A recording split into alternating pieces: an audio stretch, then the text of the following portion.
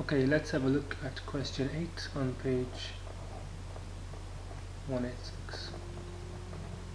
Now question 8 tells us about a particle being projected up a plane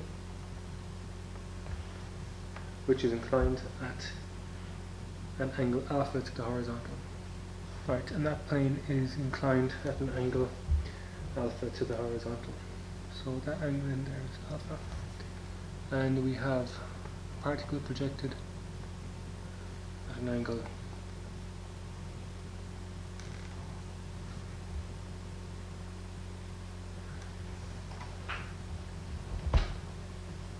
theta to the plane, and the speed of projection is u. So that angle in there is theta. So from that we can write down our formulas. Okay, so those are the 4 formulas, and also I notice this is a landing angle question because it says the particle will strike the plane horizontally. Okay, so you have to prove tan theta equals something when the particle lands. By all triangles, that must be alpha as well. Okay. Now, the formula for landing angle, remember, is tan L equals minus Vy over Vx. So let's get started trying to find Vy and Vx. Remember, it's a landing angle, so we must find time of flight first. So find time of flight and sub it to Vy and Vx. Sy is equal to 0 at time of flight, which means that u sine theta t minus a half g cos alpha t squared equals 0. So we'll factorize out t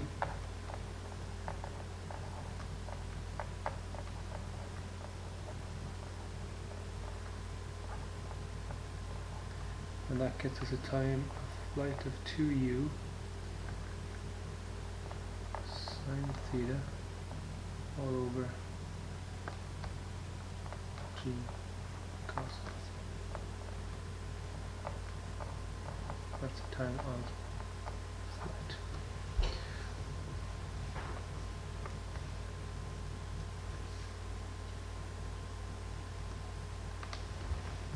Okay, let's come down and work out then what our Vy and our Vx's. Okay, so Vy is a g on top, g below, they cancel, there's a cos alpha on top and cos alpha below. So I'm left with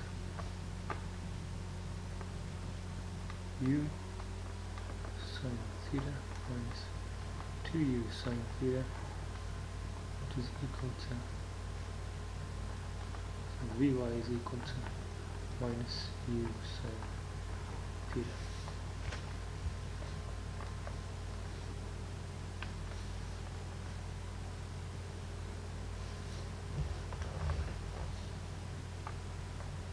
So that's the velocity in the y direction at time of flight, which goes into our tan L formula later on. Next we need to get Vx at time of flight.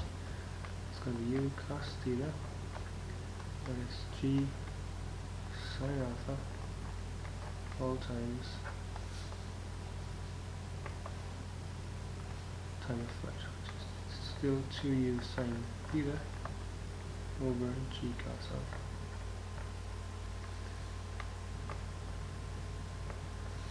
Again, g above, g below, but I can't cancel anything else, so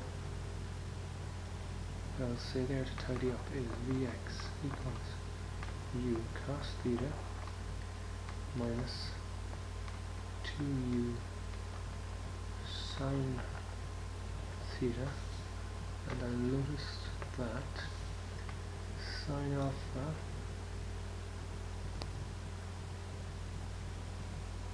over cos alpha, that is equal to tan alpha. So that is multiplied by tan alpha. So next we need to go to my tan of the landing angle, tan of L, but in this case L is equal to alpha.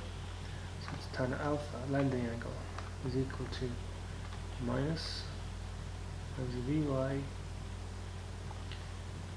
over Vx.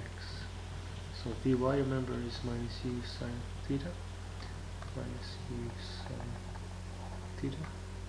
And Vx is just this guy here, u cos theta minus 2u sine theta tan alpha.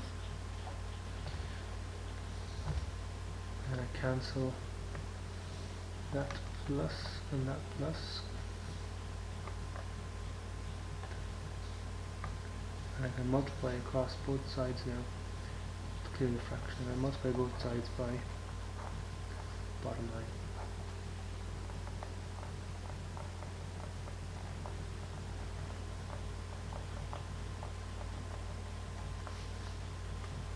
Okay, let's see where that gets us. It'll get us to tan alpha times u cos theta minus 2u sine theta tan alpha. And on the left I have u sine theta. Right, now I can see that there's a u in both terms here, so I'm going to divide u both sides. So u's can go there.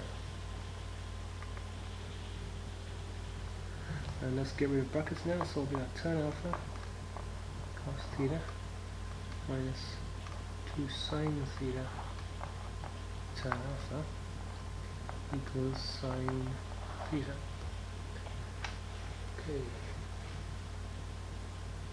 so I need to get rid of sine theta. The question talks specifically about tan theta, so I don't want to see any sines or coses. I remember that sine divided by cos is tan, so if I divide by cos of theta here, that will eliminate all the coses and sines, and I'll get some tan thetas in there. So what do I have if I divide all this by cos theta? Let's see. So I'm going to divide this guy by cos theta,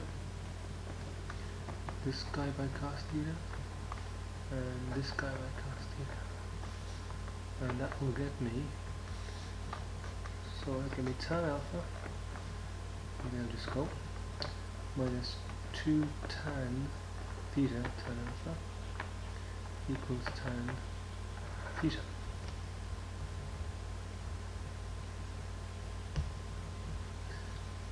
Right, go back up into tan squared theta missing in there. Okay, so that should be tan squared theta there. Okay,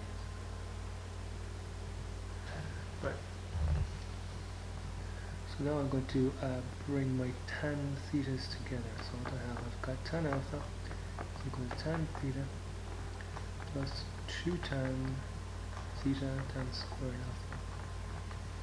And if I get my tan theta factorized, I have one of them plus 2 tan squared alpha of them.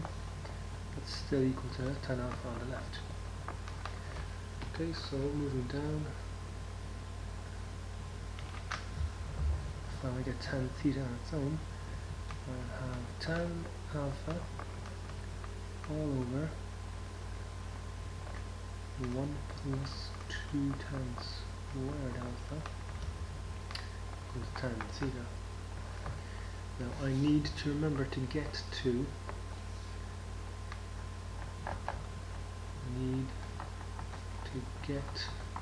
to what? To tan theta equals sine alpha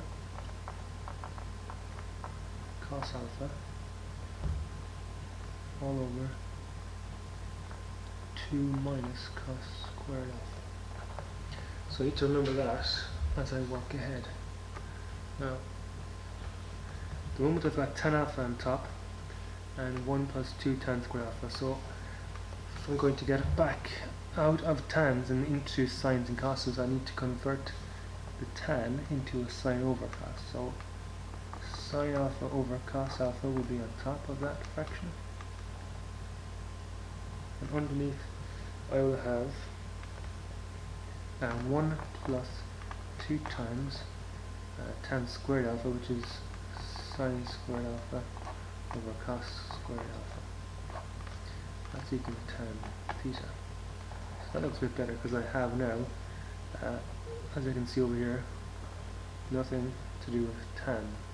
I have no tans in my fraction. However, I have got stacked fractions, so what I will do to tidy those stacked fractions is I will multiply above and below by the highest power of the denominators, which is cos squared alpha above and below. Okay, so what happens when I multiply above and below by cos squared alpha? I'll find one of the cos's that goes in there, so I got cos alpha sine alpha on top. Right, so the top is sine alpha by cos alpha all over cos squared alpha. That's all multiplied by cos squared alpha. So one of them plus 2 times sine squared over cos squared, which just turns to 2 sine squared. Okay, so just to show you there, the cos squared cancelled under the line there. Okay, now that is all equal to still tan theta. And the last little thing I need to insert there, because I have no mention of sines on my bottom line, so I have no need for sines. I need to get out my sine, so I need to convert a sine squared term into a cos squared term. Let's see how that can happen. Let's see, so we've got sine alpha cos alpha on top still, all over cos squared alpha plus 2 times, so instead of sine squared alpha we can put in from log tables 1 minus cos squared alpha, and again that's still just equal to tan theta on the right. And tidy up the bottom line, then I will have sine alpha cos alpha all over